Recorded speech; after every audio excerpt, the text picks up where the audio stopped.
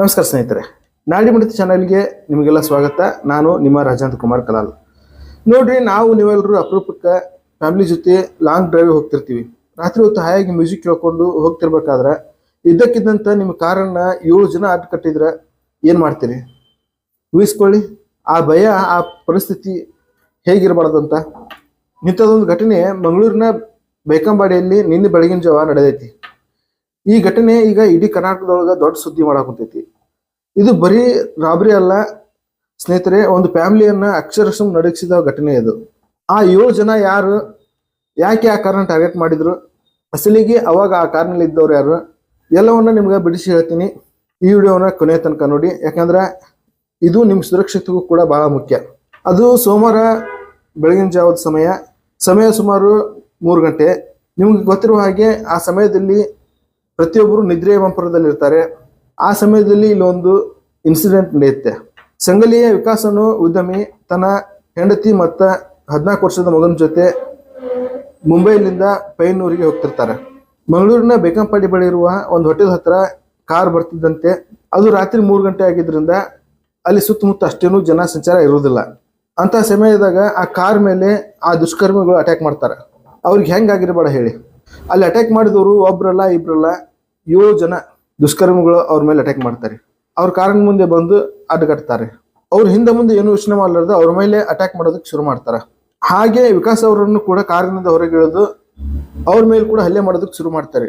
ನೋಡಿ, ಆ ಕ್ಷಣದೊಳಗೆ ಆ ವಿಕಾಸ್ ಅವ್ರಿಗೆ ಏನ್ ಮಾಡ್ಬೇಕು ಅನ್ನೋದೇ ಗೊತ್ತಾಗೋದಿಲ್ಲ. 7 ಜನ ಮೈ ಮೇಲೆ ಬಿದ್ರೆ ಅವ್ರಿಗೆ ಏನ್ ಮಾಡೋದಕ್ಕೆ ಸಾಧ್ಯ ಹೇಳಿ? ಪಾಪ ವಿಕಾಸ್ ಅವರು ನಿಸ್ಸಹಾಯಕರಾದ್ರು. ಆ ಗ್ಯಾಂಗಿನ ಉದ್ದೇಶ ಬಹಳ ಸ್ಪಷ್ಟವಾಗಿತ್ತು, ಅದು ದರೋಡೆ ಮಾಡೋದು. ಇಷ್ಟೆಲ್ಲ ಮಾಡಿ ಅವ್ರ ಕಾರನ್ನ ಸುಮ್ಮನೆ ಬಿಡ್ತಾರನ? ಇಲ್ಲ.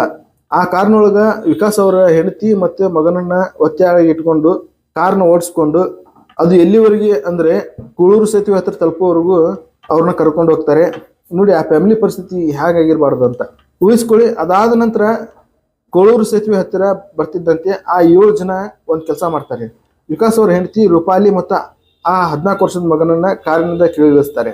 ಅದಾದ ನಂತರ ಅವ್ರ ಬ್ಯಾಗ್ನಲ್ಲಿದ್ದ 180 ಗ್ರಾಮ್ ಚಿನ್ನದ ಆಭರಣಗಳನ್ನ ಕಿತ್ಕೊಳ್ತಾರೆ.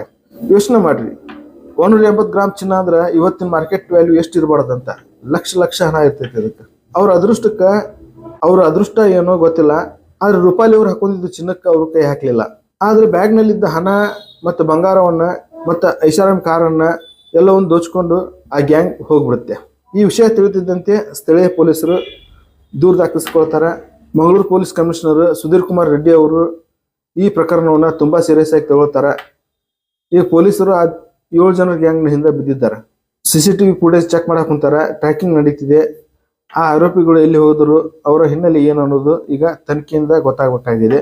ನೋಡಿ ಸ್ನೇಹಿತರೆ, ಈ ಘಟನೆ ನಮ್ಗೆಲ್ಲರಿಗೂ ಒಂದು ಪಾಠ ಇದ್ದಂಗೆ. ರಾತ್ರಿ ಹೊತ್ತು ಲಾಂಗ್ ಡ್ರೈವ್ ಹೋಗುವಾಗ ನಾವು ಎಷ್ಟು ಜಾಗರೂಕರಾಗಿದ್ರೂ ಕ್ರಿಮಿನಲ್ ಮೈಂಡ್ಸೆಟ್ ಇರೋರು ಇದ್ದೇ ಇರ್ತಾರೆ. ಮೊದಲನೇದಾಗಿ ಸಾಧ್ಯವಾದಷ್ಟು ರಾತ್ರಿ ಪ್ರಯಾಣ ಕಡಿಮೆ ಮಾಡ್ರಿ. ಒಂದು ವೇಳೆ ಅನಿವಾರ್ಯ ಇದ್ರೆ ಜನಸಂದಣಿ ಇರೋ ಕಡೆಗೆ ಮಾತ್ರ ನಿಲ್ಲಿಸಿ. ಅಕಸ್ಮಾತ್ ಇಂಥ ಅನಾಹುತ ನಡೆದ್ರೆ ತಕ್ಷಣ ಹತ್ತಿರದ ಪೊಲೀಸ್ ಸ್ಟೇಷನ್ಗೆ ಅಥವಾ 112ಗೆ ಕಾಲ್ ಮಾಡ್ರಿ. ಸ್ನೇಹಿತರೆ, ನಿಮ್ಮ ಸುರಕ್ಷತೆ ನಿಮ್ಮ ಕೈಯಲ್ಲಿದೆ. ಈ ವಿಡಿಯೋ ನೋಡ್ತಿರೋರು ಪ್ರತಿಯೊಬ್ಬರು ತಮ್ಮ ಫ್ಯಾಮಿಲಿ ಜೊತೆ ಸೇಫ್ ಆಗಿರಿ. ಈ ಸುದ್ದಿ ನಿಮ್ಮ ಫ್ರೆಂಡ್ಸ್ ಮತ್ತು ಫ್ಯಾಮಿಲಿ ಜೊತೆ ಶೇರ್ ಮಾಡಿ. ಅವ್ರಿಗೆ ಎಚ್ಚರಿಕೆ ಇರಲಿ. ಚಾನಲ್ಗೆ ಸಬ್ಸ್ಕ್ರೈಬ್ ಮಾಡೋದನ್ನ ಮರಿಬೇಡಿ. ಸಿಗೋಣ ಮುಂದಿನ ವಿಡಿಯೋದಲ್ಲಿ. ನಮಸ್ಕಾರ.